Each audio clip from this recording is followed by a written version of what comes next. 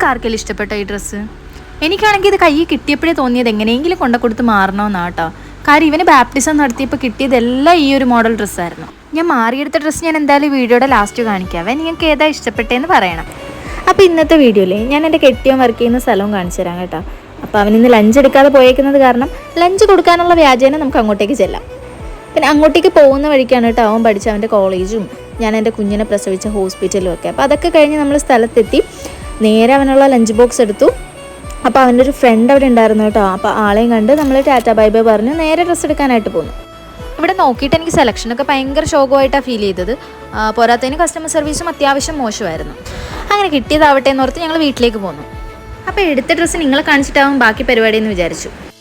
ഒരു ബ്ലാക്ക് ടീഷർട്ടും ബാഗി ജീൻസും ആണ് എടുത്തത്. ജീൻസ് അവൻ ആദ്യമായിട്ടാണ് എടുക്കുന്നത്. എല്ലാം കഴിഞ്ഞ് ക്ലോക്കിൽ നോക്കിയപ്പോൾ ഇത്രയും സമയമായി. അപ്പോൾ എനിക്ക് അത്യാവശ്യം നല്ലപോലെ വിശക്കുന്നുണ്ട്. ഞാൻ ബിവലം കഴിക്കട്ടെ. അത്രയേ ഉള്ളൂ. ടാറ്റാ.